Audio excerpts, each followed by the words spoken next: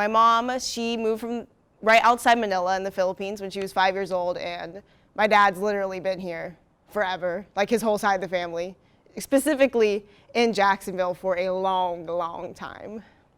My family's migration story is my grandmother, Ligaya Skinner, is from Baguio City, Philippines. She moved to America after she was living in Spain, where she married my grandfather, Bob Skinner. My father, after he went to college, went to work for Microsoft in Seattle. He worked there for about 8 years while my mother practiced being an eye doctor there.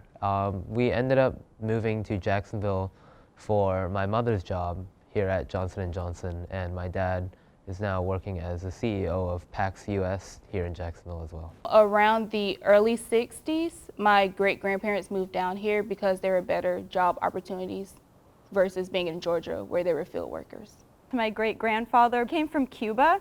They migrated over here actually kind of like the week before the Bay of Pigs happened.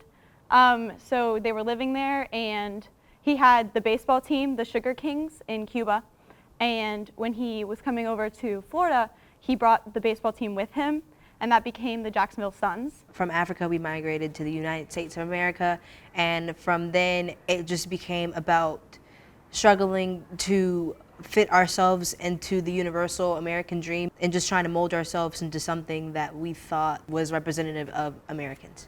My migration stories is that my lolo, which is what you call a grandfather in Tagalog, he came from the Philippines to Mississippi, and then my lola, which is my grandmother, brought all of my dad and his siblings to Mississippi, and they kind of grew up from there. And then my great-great-grandmother came from Ireland and moved to New Jersey, which is where she raised my grandparents, and we had a life there.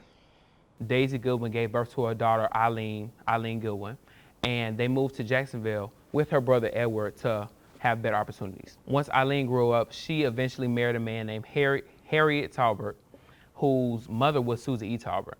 And Susie E. Talbert is my great-great-grandmother, and she was a philanthropist in Jacksonville, and she notoriously fed students at Edward Waters College during the Great Depression. Her granddaughter, which is my grandmother, Rosemarie Talbert Hickson, she was heavily involved with sit-in demonstrations in the 1960s.